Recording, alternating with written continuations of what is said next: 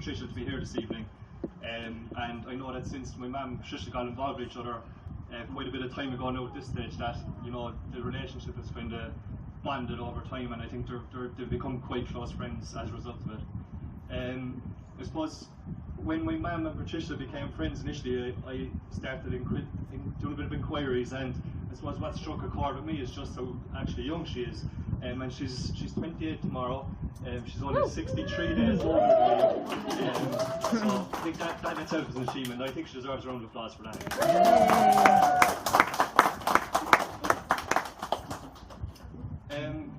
I hope you all agree that this is a really inspiring story. She's an amazing young woman, and I think that, in fairness, I think my mum has done justice, and I think hopefully it's a very proud day for her, and her story will live on forevermore through this book. Just in the context of things, she ended up in hospital for close to 3 years, 1,069 days, and just to put that into context for us all today, that would be like if one of us, God forbid, was to take ill this evening, and we ended up in hospital from today until the 10th of August 2019. So I think that's quite a jaw-dropping amount of time, and thankfully she's here today to celebrate this tremendous evening. So well done, Trish, and I hope you have a great evening. I'd just like to welcome Susie up on stage. She's going to say a few words.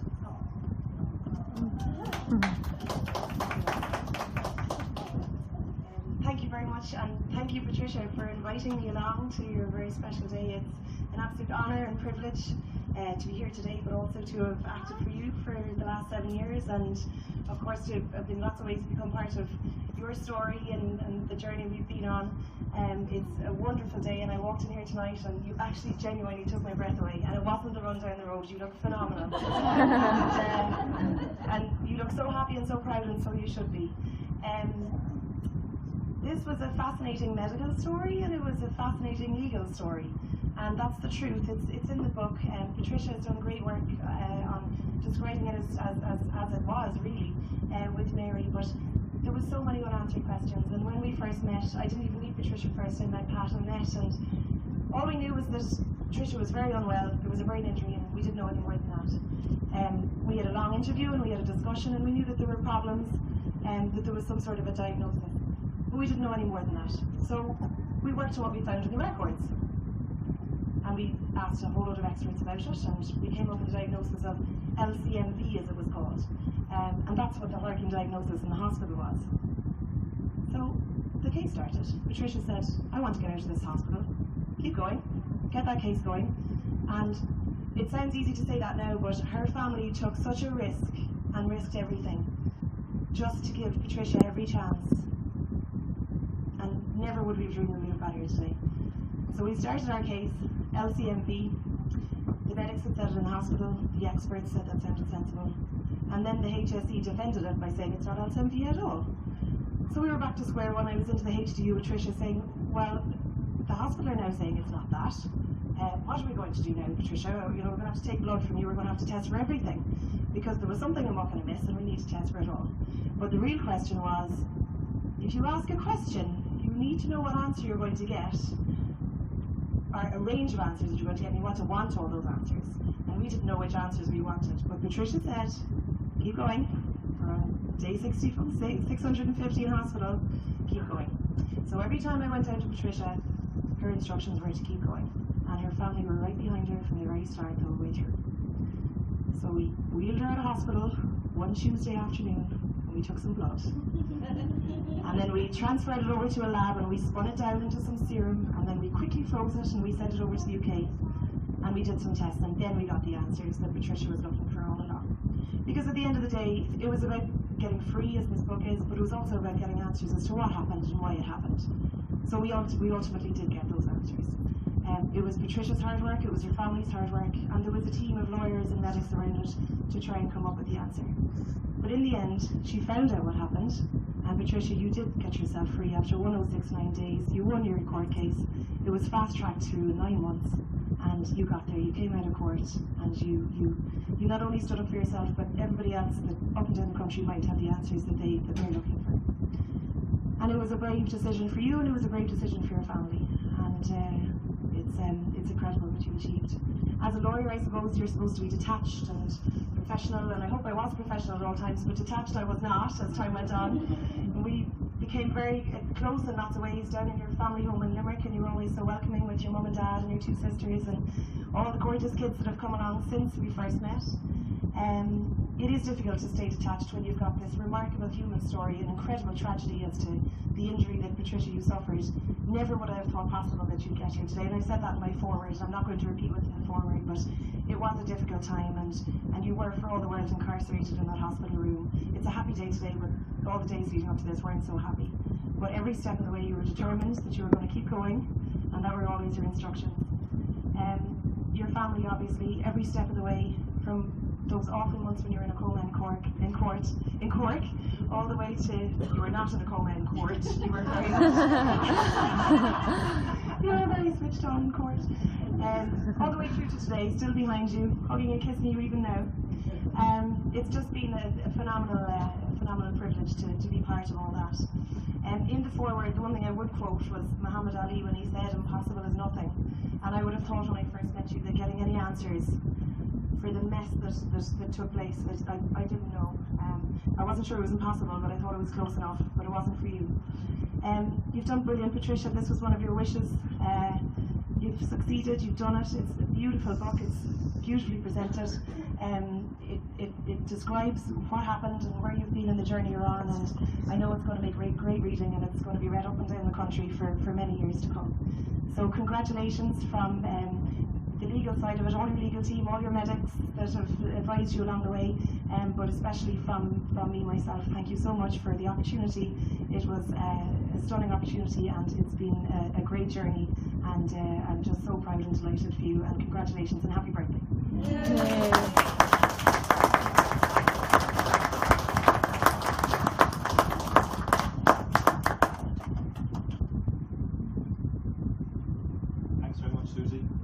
Kind words. I'd just like to welcome on the stage Mary McAllen.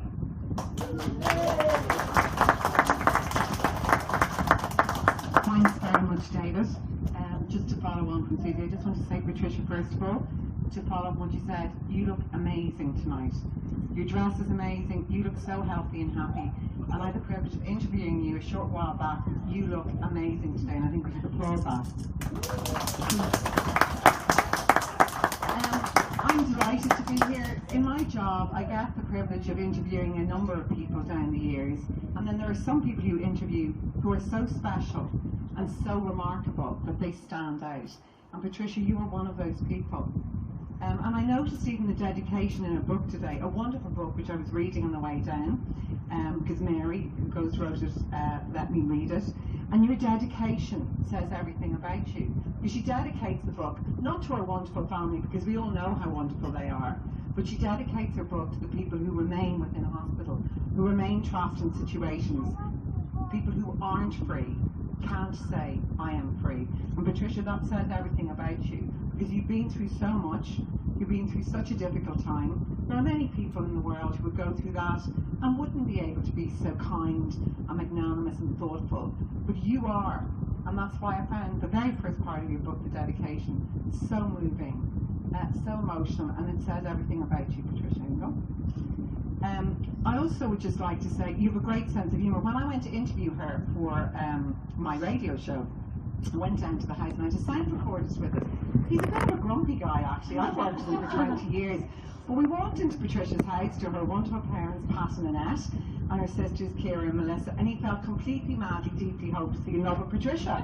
And I went back to Archie and I said, you won't believe, Pat, he was actually really happy and in love down at Patricia's house. And all my work colleagues were going, what, you wasn't grumpy? I said, no, he wasn't grumpy. Patricia, was the first time ever he felt deeply in love with you, and I think you have that effect on people. Apart from your own remarkable story and how you have survived so brilliantly to tell the tale, I think it's because of the love you give and the love you have.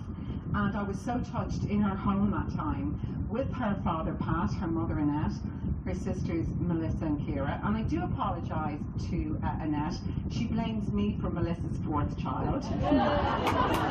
Because obviously as a mother of 8, I say I should go again. So tonight she has banned me from saying to Melissa, I should go again. But apart from that, I think, no, it was a house full of love, and it was a house full of courage, and it was a house full of hope. And look, in this world, I think we don't know how we're going to cope with difficulties until they're thrown at us. And there couldn't have been a bigger difficulty thrown at any family.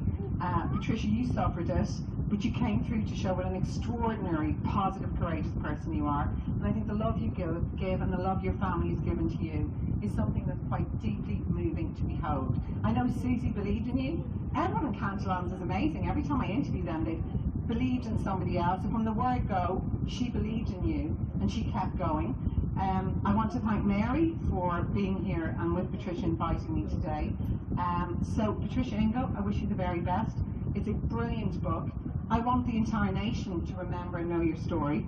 So I'm going to do my best to get you on every programme and every newspaper in the country.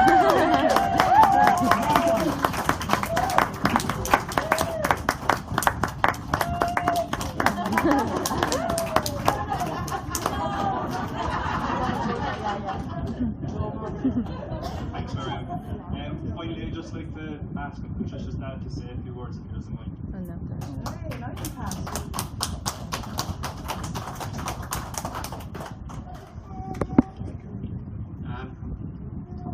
First of all, thank everybody for coming here today. And it's a long story, like it's gone over 8 years, and a lot of changes since then. And even Tricia mentioned the changes, even in 3 years on being her book. One of the people who was here earlier had gone now, and he set us off in the right direction. Had Punch solicitors from Gilmore Street. He let us know about Susie and Ernest Cantwell in Cork, and he sent off the story that we told him. So he put us in the right direction, and I don't know if he gets the mention, and he showed it in the book. Okay, I just a surprise. I didn't think I was going to come up here, but I'm just overwhelmed with such nice words. That's been said about Patricia, from Susie and from Miriam as well, and I think she deserves every one of those nice words.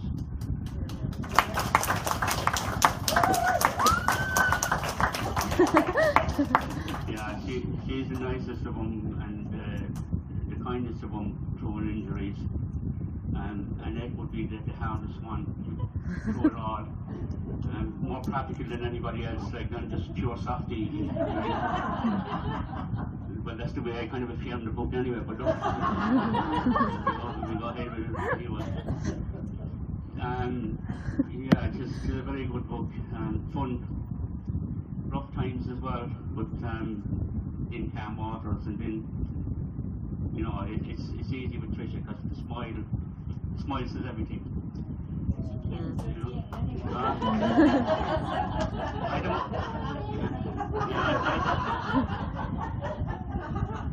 I don't mind getting a thump off her now and again, so I deserve it. I was going to mention one paragraph at the book, but I kind of lost the page now. But yeah, it's a conversation you never think you would have with your daughter, and it's on towards the end of the book, so I just have to explain it before that. It was coming up to the court case, so we were a week or two before that, and we were getting ready, we were planning the journey up and so on. And as you know, Tricia, as you can see now, she doesn't need a ventilator now, but at that time she constantly needed a ventilator. And the company name for it is a Nippy tree, so we call it a Nippy. And I'm sure I'm not ruining the story, but at that stage, the hospital's officials weren't too happy to see Tricia going up to the court. They wanted her to go on Skype and things like that. We were determined to get her up there. And then they threatened her that they wouldn't supply Patricia with the Nippy. And the few sentences between me and Patricia was that it's okay, Tricia, I have it sorted out. There's a Nippy on eBay that we can purchase. And Tricia says to me, said, Dad, that means that if there's a Nippy on eBay, that means that the owner is not there anymore. And he says, I'm not going to use a dead person's nipping. So that's how fun she is.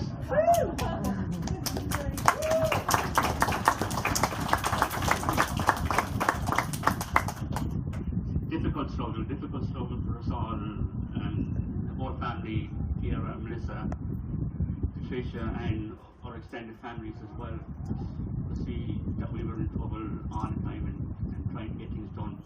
And I just want to thank them all, each and every one of them. Some are named in the book, and unfortunately not all named in the book, but I really appreciate all the help that we got, especially those months down in Cork. I can't say anymore. Don't I?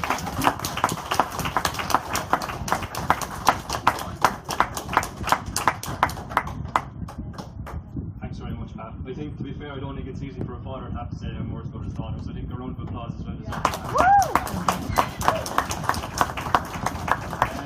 Last and by no least, I'd just like to welcome Mary Malone up on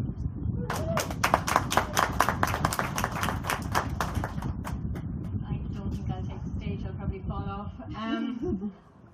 I think I'm going to just start with the truth. And I got an email from Pat Ingle in August 2014, which is just 2 years ago, saying he got my name from somebody and that they were interviewing writers to tell Patricia's story.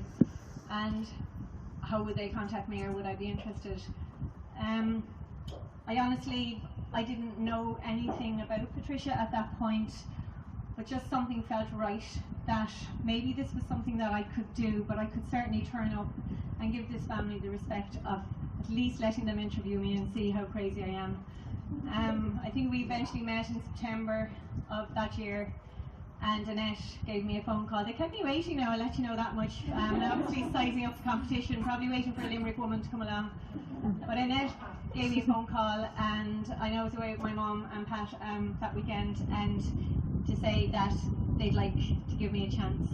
And I just want to thank the family for that first and foremost, because trusting somebody with the information that not just is in this book, but with the information that we went through to narrow it down to 309 pages was very big of the Ingle family, and thank you for that, for trusting me first of all, and thanks to Patricia as well for not throwing me out. From there, we have had a very fast 2 years, at least they feel fast looking back on it. I know there were mornings in my house I didn't go to bed because I just couldn't get away from the story. I was probably in trouble at home, only for my husband can cook and I can't. Somebody did remember to feed everybody. Pat and Mark and Dave, I was not very easy to live with while I was working. I was my best when I was in Limerick on the Saturdays, sitting and we chatting for 8 hours. But every single thing has been worth it, and mainly because Patricia deserves everything, every bit of kindness, every bit of good fortune as well. Miriam said this story deserves national coverage. It absolutely deserves international coverage, because what Patricia has gone through, and she sits here and we just don't have a smiling face on the cover of the book. Patricia never stops smiling, and that is just testament to who this girl is. She's so generous. She shared every single moment, the good, the bad and the ugly, to make this book the best it could be for the readers. Tricia wasn't worrying about herself or sales or anything. She wanted her story out of her head. I hope I've done that well for you, Trish. I really do. I think together we checked every single word, with phenomenal help and support and assistance from Susie, who gave us the enormous amount of material, not quite 18,000 boxes of files, but pretty close, that we had to drill through to make sure that we got the story as it was. Patricia is an inspiration for anybody, any of us. David said it, any of us standing here. We don't know, like a trip down the stairs, as you saw, I fell in the kitchen 2 weeks ago. Anything can happen, any of us, in a moment, and our lives can change. And we don't know what that change will bring for us. But this family have made the best of that change, and they're going forward. And Tricia, I hope this is just... Tricia is now a published author. I said this to her on Friday when I had the pleasure of handing her book. So, at 28 years of age tomorrow, very few 28-year-olds. It took me a hell of a lot longer than that, I can tell you, to be a published author. So please give her a round of applause.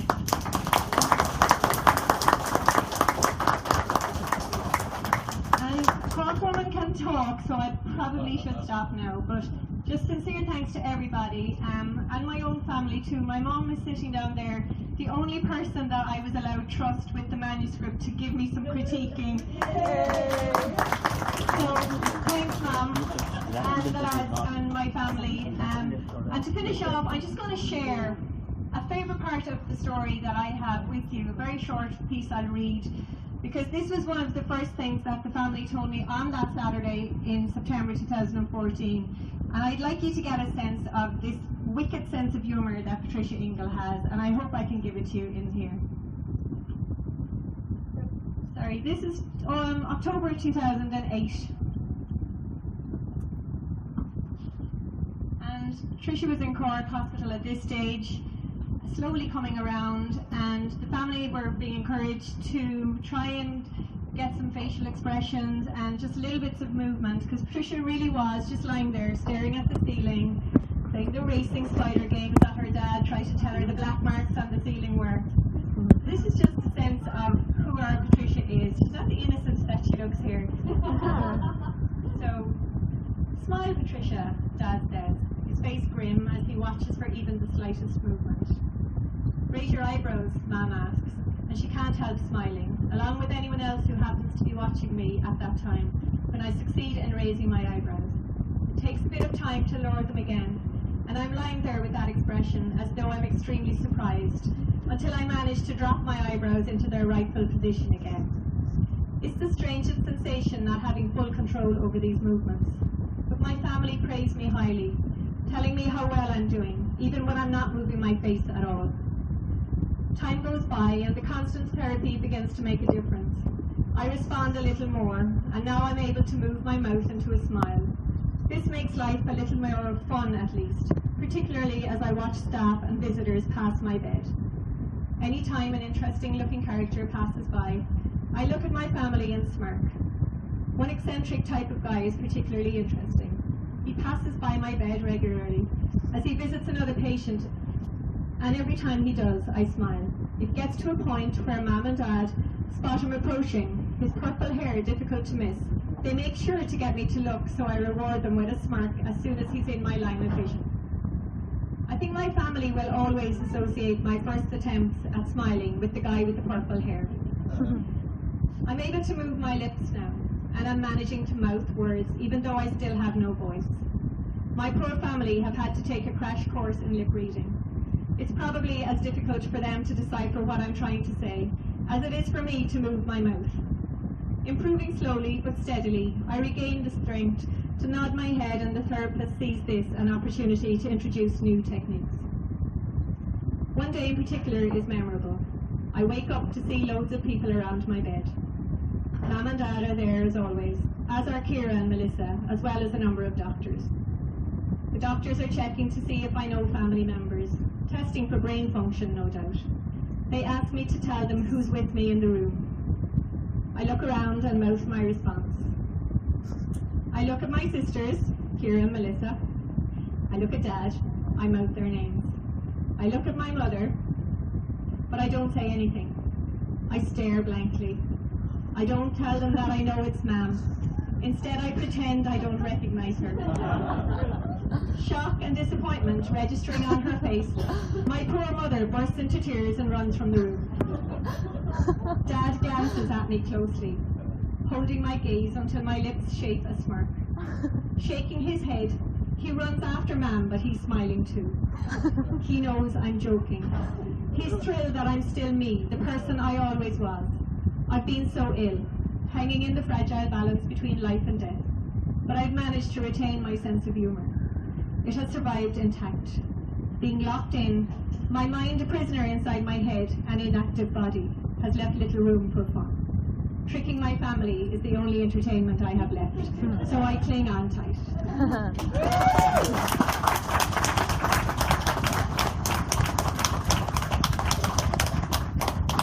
So I think, let's say the last is always left to the best is left to last. And Tricia's going to say a few words to close this evening. And Tricia, thank you so much again for giving me the honour to help you with your story. And I just want to wish you the very best of success. And this book will live on long after us. And thank you, Trish.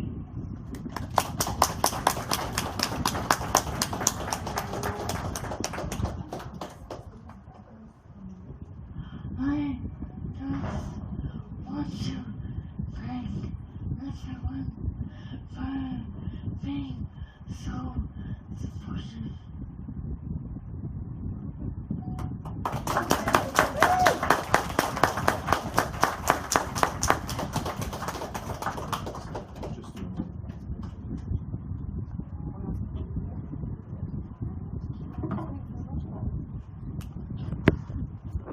That comes later. Sorry. Just finally, I think we might just want to hand over a few gifts to a few special people. So do you want to start with Trish? Great. Okay, so Susie, do you mind coming up here again, please? Graham, do you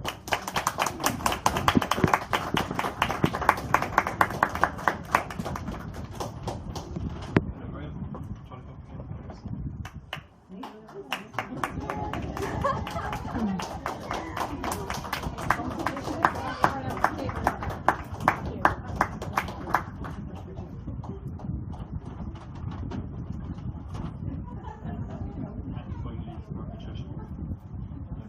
Okay. Neither of us are singers, but here goes. Trish, happy birthday, Pet. Happy birthday to you. Happy birthday, dear Trisha. Happy birthday